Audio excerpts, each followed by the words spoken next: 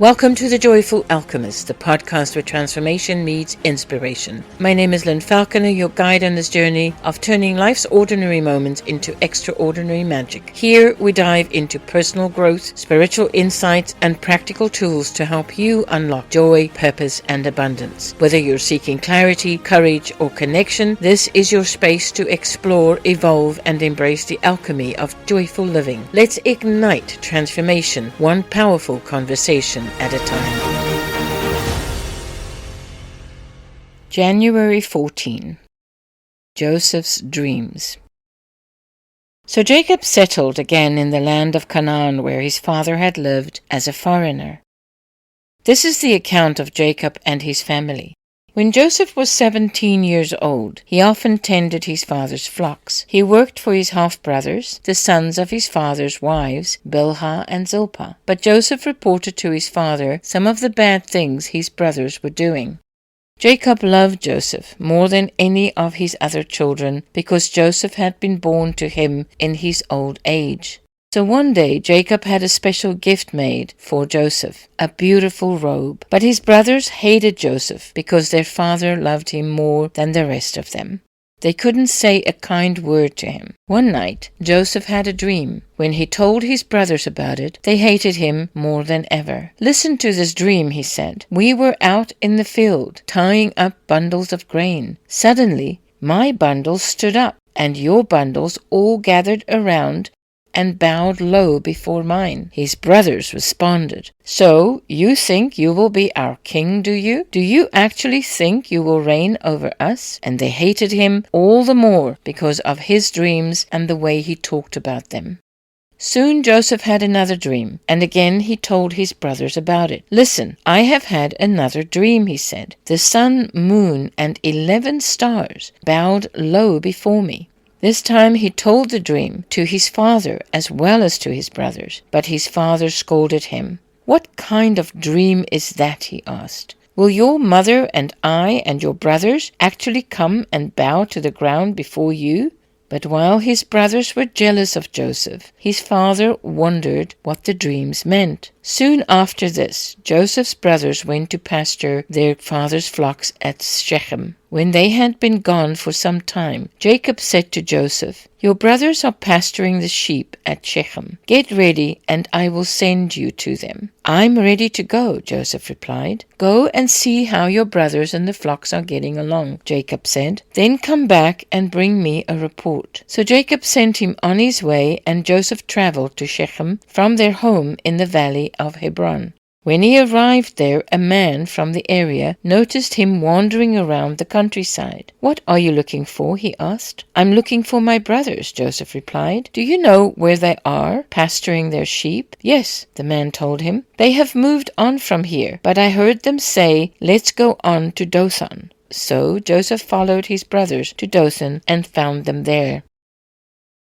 Joseph sold into slavery. When Joseph's brothers saw him coming, they recognized him in the distance. As he approached, they made plans to kill him. "Here comes the dreamer," they said. "Come on, let's kill him and throw him into one of these cisterns. We can tell our father a wild animal has eaten him. Then we'll see what becomes of his dreams." But when Reuben heard of their scheme, he came to Joseph's rescue. "Let's not kill him," he said. "Why should we shed any blood? Let's just throw him into this empty cistern here in the wilderness. Then he'll die without our laying a hand on him." Reuben was secretly planning to rescue Joseph and return him to his father. So when Joseph arrived, his brothers ripped off the beautiful robe he was wearing. Then they grabbed him and threw him into the cistern. Now the cistern was empty. There was no water in it. Then, just as they were sitting down to eat, they looked up and saw a caravan of camels in the distance, coming toward them. It was a group of Ishmaelite traders, taking a load of gum, balm, and aromatic resin from Gilead down to Egypt. Judah said to his brothers, "What will we gain by killing our brother? We'd have to cover up the crime." Instead of hurting him, let's sell him to those Ishmaelite traders. After all, he is our brother, our own flesh and blood." And his brothers agreed. So when the Ishmaelites, who were Midianite traders, came by, Joseph's brothers pulled him out of the cistern and sold him to them for 20 pieces of silver. And the traders took him to Egypt. Some time later, Reuben returned to get Joseph out of the cistern. When he discovered that Joseph was missing, he tore his clothes in grief. Then he went back to his brothers and lamented, "The boy is gone. What will I do now?" Then the brothers killed a young goat and dipped Joseph's robe in its blood. They sent the beautiful robe to their father with this message, "Look at what we found. Doesn't this robe belong to your son?" Their father recognized it immediately. "Yes," he said, "it is my son's robe. A wild animal must have eaten him. Joseph has clearly been torn to pieces." Then Jacob tore his clothes and dressed himself in burlap. He mourned deeply for his son for a long time. His family all tried to comfort him, but he refused to be comforted. "I would go to my grave mourning my son," he would say, and then he would weep. Meanwhile, the Midianite traders arrived in Egypt, where they sold Joseph to Potiphar, an officer of Pharaoh, the king of Egypt. Potiphar was a captain of the palace guard. Judah and Tamar. About this time, Judah left home and moved to Adullam, where he stayed with a man named Hirah. There he saw a Canaanite woman, the daughter of Shua, and he married her. When he slept with her, she became pregnant and gave birth to a son, and he named the boy Then she became pregnant again and gave birth to another son, and she named him Onan. When she gave birth to a third son, she named him Shelah. At the time of Shelah's birth, they were living at Kezib. In the course of time, Judah arranged for his firstborn son, to marry a young woman named Tamar. But was a wicked man in the Lord's sight, so the Lord took his life. Then Judah said to Er's brother Onan, "Go and marry Tamar, as our law requires of the brother of a man who has died. You must produce an heir for your brother." But Onan was not willing to have a child who would not be his own heir. So whenever he had intercourse with his brother's wife, he spilled the semen on the ground. This prevented her from having a child who would belong to his brother. But the Lord considered it evil for Onan to deny a child to his dead brother. So the Lord took Onan's life too. Then Judah said to Tamar, his daughter-in-law, "Go back to your parents' home and remain a widow until my son Shelah is old enough to marry you." But Judah didn't really intend to do this because he was afraid Shelah would also die, like his two brothers. So Tamar went back to live in her father's home. Some years later, Judah's wife died. After the time of mourning was over, Judah and his friend Hirah, the Adullamite, went up to Timnah to supervise the shearing of his sheep. Someone told Tamar, "Look, your father-in-law is going up to Timnah to shear his sheep." Tamar was aware that Shelah had grown up, but no arrangement had been made for her to come and marry him. So she changed out of her widow's clothing, covered herself with a veil to disguise herself. Then she sat beside the road at the entrance to the village of Enahim, which is on the road to Timnah. Judah noticed her and thought she was a prostitute, since she had covered her face. So he stopped and propositioned her. "Let me have sex with you," he said, not realizing that she was his own daughter-in-law. "How much will you pay to have sex with me?" Tamar asked. "I'll send you a young goat from my flock." "But what will you give me to guarantee that you will send the goat?" she asked. "What kind of guarantee do you want?" he replied. She answered, "Leave me your identification seal and its cord, and the walking stick you are carrying." So Judah gave them to her. Then he had intercourse with her, and she became pregnant. Afterward, she went back home, took off her veil, and put on her widow's clothing as usual. Later Judah asked his friend Hirah, the Adullamite, to take a young goat to the woman and to pick up the things he had given her as his guarantee. But Hirah couldn't find her. So he asked the men who lived there, "Where can I find the shrine prostitute who was sitting beside the road at the entrance to Enahim?"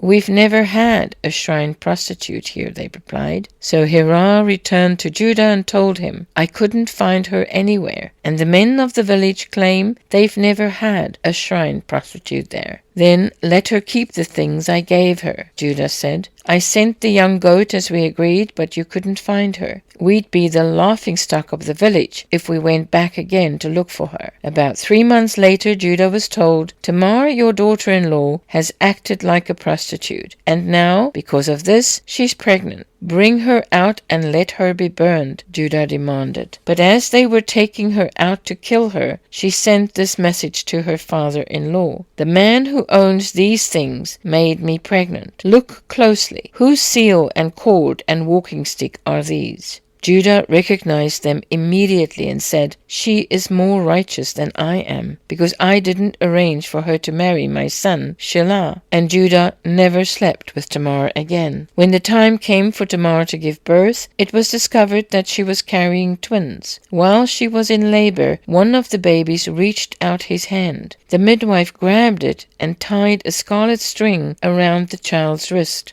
announcing, "This one came out first." But then he pulled back his hand, and out came his brother. "What?" the midwife claimed. "How did you break out first?" So he was named Perez. Then the baby with the scarlet string on his wrist was born, and his name was Zerah.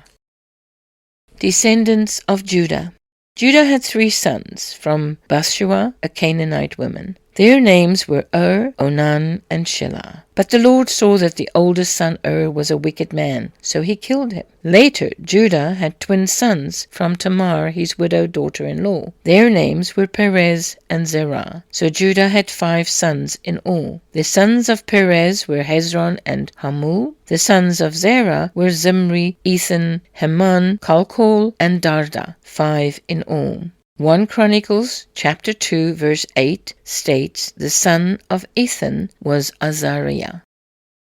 Joseph in Potiphar's house. When Joseph was taken to Egypt by the Ishmaelite traders, he was purchased by Potiphar, an Egyptian officer. Potiphar was captain of the guard for Pharaoh, the king of Egypt. The Lord was with Joseph, so he succeeded in everything he did as he served in the home of his Egyptian master.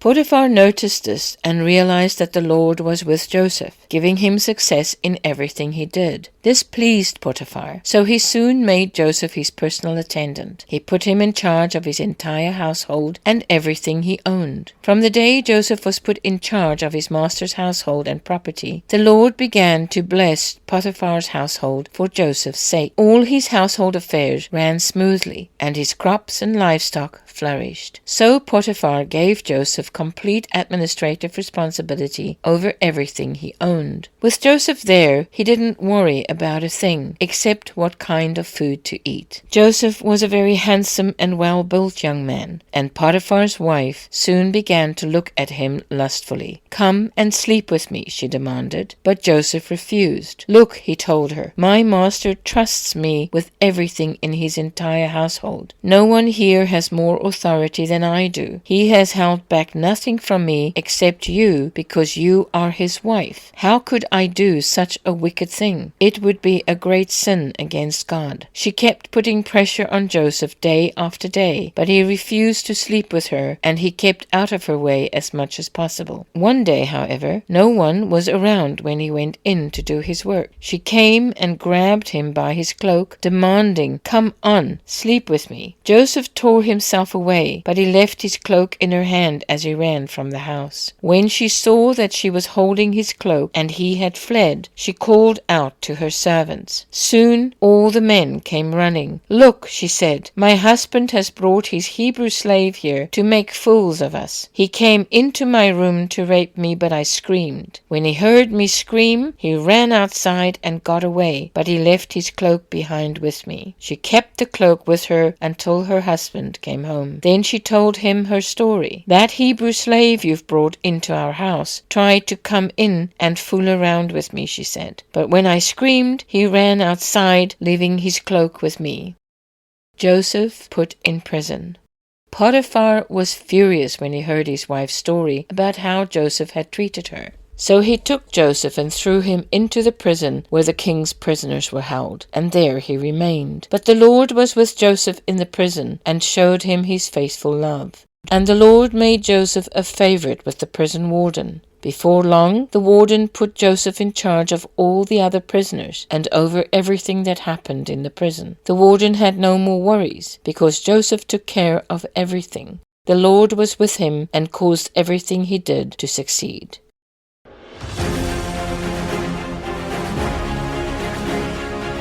Thank you for joining me on this episode of The Joyful Alchemist, where transformation and joy collide. If today's episode inspired you, don't forget to subscribe so you never miss a moment of magic. Keep shining, keep growing, and remember, you have the power to turn the ordinary into the extraordinary. Until next time, stay joyful and keep alchemizing your dreams into reality.